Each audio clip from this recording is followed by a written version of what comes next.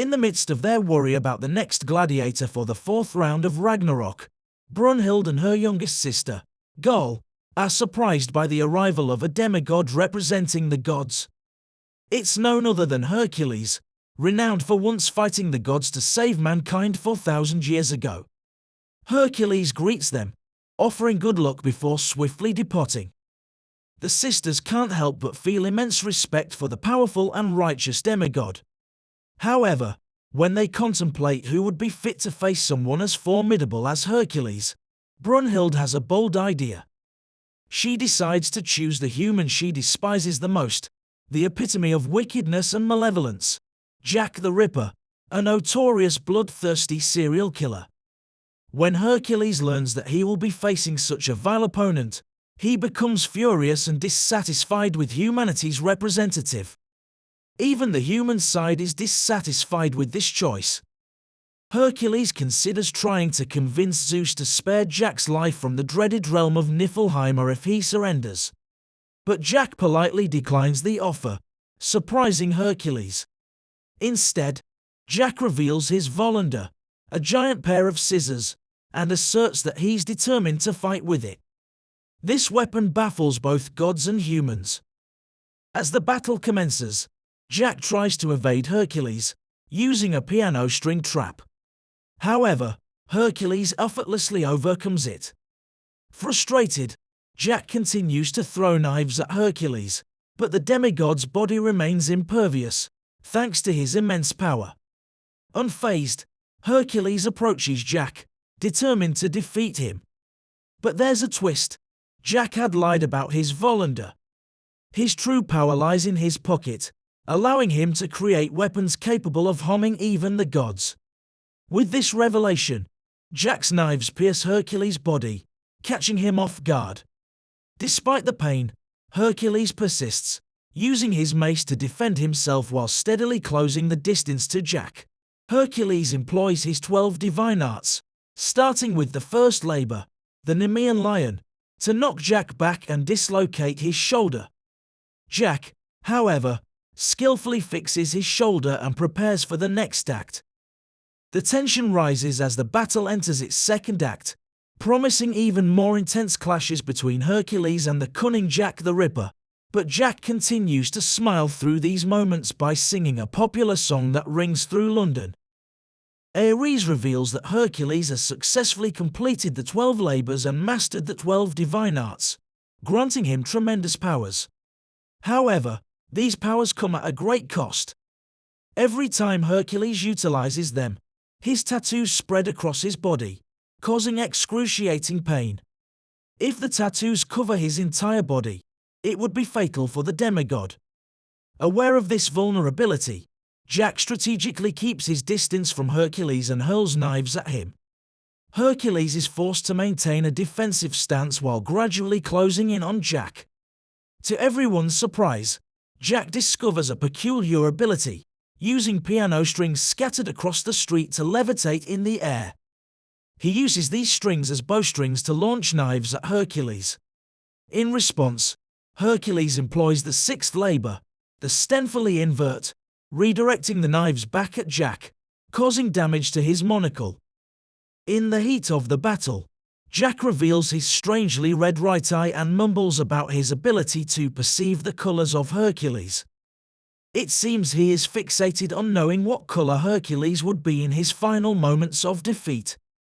In the past, Jack possessed a unique ability in his red eye, allowing him to perceive the colors of people's emotions.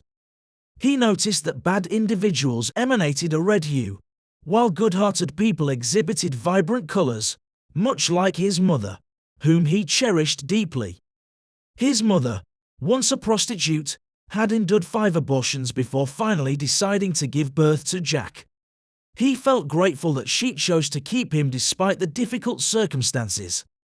However, one fateful day, Jack returned home to find his mother in tears. He discovered that his biological father was a renowned theater actor, engaged to marry the daughter of a noble family. 13 years ago, he had promised Jack's mother marriage, which led her to keep Jack instead of having another abortion. Learning of the deception and betrayal, Jack's mother directed her anger and frustration towards him, causing him to no longer see her in the same vibrant colors but only the dark shade of the bad guys. As Hercules relentlessly attacks Jack, the latter defends himself by throwing knives to maintain distance. Seeking a higher vantage point, Jack employs his grappling hook to cling to a clock tower. However, Hercules topples the tower, activating the seventh labor, the Cretan bull, to launch another attack on Jack. In a desperate attempt to retaliate, Jack surprises everyone by using the clock as a weapon, severing Hercules' arm. It becomes evident that Jack's true Volander is hidden in his pocket, and the gloves he wears grant him the power to turn anything he touches into a weapon capable of slaying gods. Jack's cunning deception leaves the entire city of London at his mercy, as every object becomes a potential tool for him to wield against his opponents. As the intense battle rages on, Ares becomes fearful of the possibility of Hercules losing. However, Zeus reprimands him and commands him to remain calm. Hercules removes his belt to tend to his wounds, displaying his determination and resilience in the face of adversity. Witnessing Hercules' tenacity, Jack bows his head in admiration. Jack proudly reveals the nature of his red eye, explaining that it grants him the ability to see people's emotions as beautiful works of art, a unique gift from the gods. Hercules, indignant, questions Jack about the reasons for his past murders. Jack opens up about his own perspective as a former human, admitting that despite the flaws of humanity, he still loves them. He believes he will emerge victorious in this match and free Jack from his pain. Suddenly, Jack realizes that Hercules' color of emotion is the same as his mother's before the battle. Hercules summons the Hound of Hades, Cerberus, merging with the fearsome beast through the portal created by his mace. Zeus explains that this is the 12th labor, a devastatingly powerful force that will only end when it either devours Jack or completely consumes Hercules. The battle intensifies with both fighters trading powerful blows.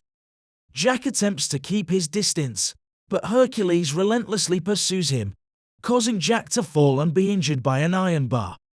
Despite his pain, Jack keeps fighting, using his cunning to turn the building behind him into a god-killing weapon. However, even when it seems like victory will go to Hercules, Jack surprises everyone by finding the strength to continue. The two warriors clash with ferocity, both struggling with their own time constraints, Jack losing too much blood, and Hercules facing the inevitable spread of his tattoos. Loki, observing from the sidelines, senses that Jack has a hidden plan, as he unexpectedly engages in close combat instead of prolonging the fight. As the battle reaches a critical point, Jack launches the iron bar at Hercules in a desperate attempt, but his attack fails, and he is pushed away. Despite the odds stacked against him, Jack manages to rise from the ground, determined to keep fighting. The outcome of this intense and treacherous battle remains uncertain as both Hercules and Jack push themselves to their limits. The spectators can only watch in awe and fear at Jack's cunning tactics and Hercules' unwavering determination.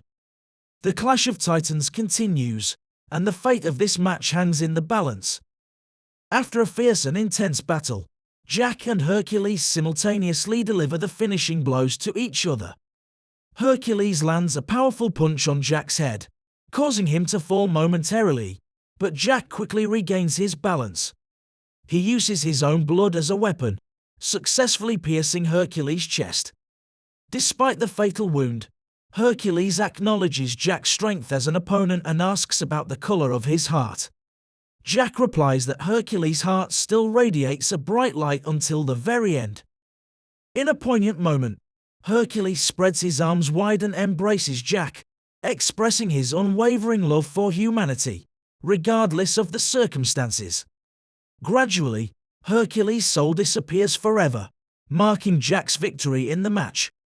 However, Jack feels uncomfortable with the fact that he couldn't change Hercules' color of emotion, and this marks the first time he has killed a god. After leaving the arena, Jack incurs the wrath of the people for slaying their beloved god. Meanwhile, Brunhild enters a room where Adam and Lubu are being honored and places an image of Hercules beside them. She offers a cup of wine made from her tears as a tribute to Hercules and vows to join him after she fulfills her mission of saving humanity.